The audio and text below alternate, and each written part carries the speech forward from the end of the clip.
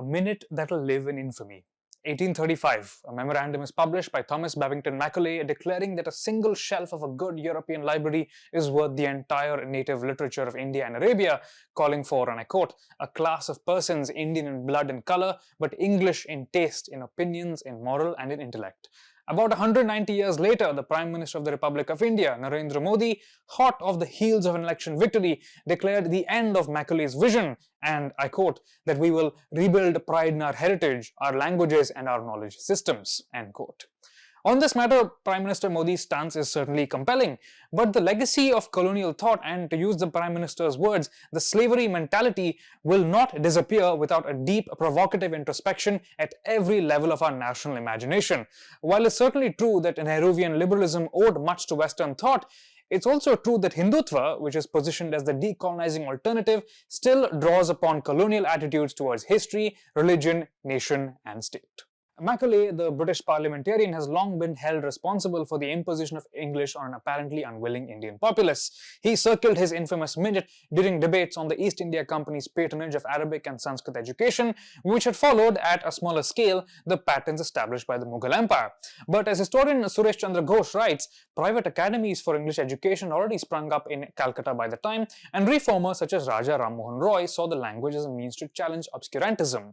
Now, despite the infamy of Macaulay's 1835 minute, especially his views on Hinduism and Sanskrit, he didn't have that much influence on the outcome. A single British parliamentarian could not, as the Prime Minister said in his speech, uproot the Gurukul system.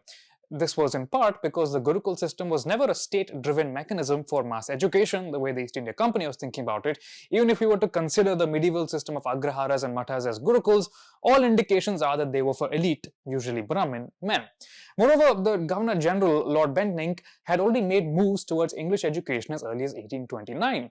To Bentinck, the target was Persian, the Mughal and Maratha language of administration, rather than Sanskrit, which at the time had lost its political centrality. Now, with all this said, Macaulay's vision of a class of civilized brown sahibs did essentially come true. By the time of the freedom struggle, a huge swathe of the Indian elite had studied in English, often in England, and colonial modernity had effectively severed their connection to various religious, caste, and ethnic traditions. As historian Thomas Metcalfe writes in the New Cambridge History of India, Ideology and Empire, and I quote, contemporary European, especially British culture alone represented civilization. No other cultures had any intrinsic validity, end quote. The British insisted on seeing India's complex histories and cultures through rational eyes, which is to say through European ideologies that sought to explain their ascendancy over the world. Europe already had a history of centuries of rivalry with the Muslim other, especially the Ottoman Empire. As such, they simplistically insisted that India was a land of Hindus conquered by Muslims, and they believed that they could define such a thing as pure Hinduism and pure Islam from a rational approach to sacred texts. Any discrepancies that the British saw between theory and India's unbelievable diversity of practice was simply evidence of degeneration from an imaginary perfection. This attitude also fed into British perceptions of India's history. James Mill, a man who could speak no Indian languages and had never visited India, believed that this made him an especially objective historian of India. In his History of British India, written in 1817, he made a tripartite division of a stagnant Hindu India transitioning to decadent Muslim India and finally to a progressive British India. But the perception of this Hindu India did gradually improve over the decades. The discovery of the Indo-European language family, as Metcalfe demonstrates, were used by German romantics to claim that India's ancient Aryans were linked to the German race. European rationalists were fascinated by the enlightened conceptions of Buddhism and the early Vedas because they saw in them a reflection of classical Greece, the supposed ancestor of Western civilization. So the Brits then had to find an explanation for the decline of India, so the first solution they found was to blame the tropical weather, which they thought made Hindus submissive. More influential were texts like Eliot and Dowson's History of India as told by its own historians, which was published over 10 years from 1867 to 1877, and this basically read medieval Muslim chronicles as evidence of foreign tyranny imposed on Hindu India, which further reinforced the idea of Hindu submission while exoticizing Muslims as vigorous alien conquerors who could occasionally be respected.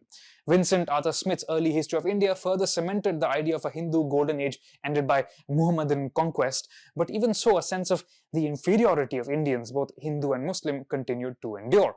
And finally, as racial theory took hold in Europe, India's indigenous races were blamed for the decline of conquerors such as the Aryans and the Mughals. Racial mixing, according to ethnographers like H. Risley, had innervated all of India's conquerors, explaining the inevitable decay, and I'm quoting from his writing here, even of brilliant Muslim conquerors. Now, it's from this muddle of racism, Orientalism, and Western liberalism that India's freedom fighters would formulate their own ideas of history. It's somewhat ironic that the most influential of these freedom fighters were the very class of brown sahibs that Macaulay once envisioned. English education was an excellent way to enter the ranks of the colonial elite, but for those who grew disillusioned, English also offered a way to absorb, repurpose, and broadcast in the global language of power. Historian Partha Chatterjee, in his classic Nationalist Thought in the Colonial World, describes the narratives of the freedom struggle as derivative discourse. What that means is that while Nehru and Gandhi absorbed the European rhetoric of progress and liberalism, believing it was the duty of the state to uplift its people, which is to say, to impose the Congress's idea of upliftment with absolute moral certainty, V.D. Savarkar took up European revolutionary thought and racial nationalism, and M.S. Golwalkar was particularly taken with the developing vocabulary of fascism, with its focus on martial discipline and strongman authority. Savarkar and Golwalkar in particular retooled the European idea of fatherlands as belonging to singular races. So what does decolonization actually mean? Superficially, all these views of history, from the Indian National Congress to the Hindu Mahasabha, might seem completely divergent, but all these guys accepted the British conception of a Hindu, Muslim, and British India. Dalits and Adivasis and all the groups in between and beyond the structures of caste Hindu society simply had to be absorbed into these grand narratives. All these thinkers shared a romantic notion of a golden Hindu India because of their focus on texts generally written by elite men.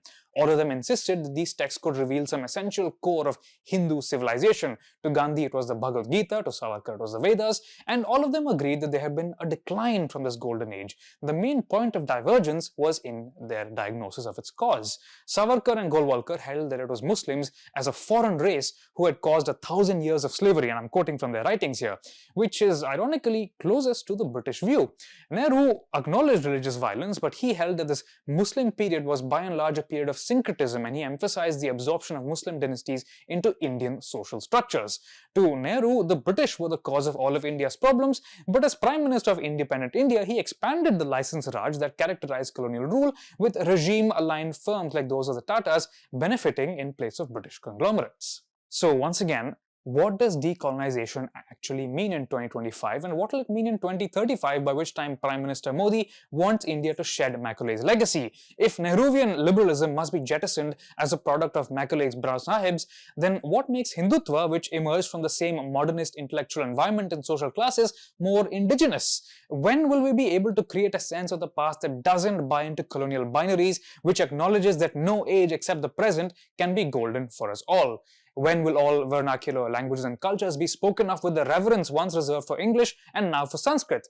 And when will the voices of marginalized peoples, ignored and spoken over century after century, stop being jailed, persecuted, and appropriated? Then and only then will we no longer be enslaved.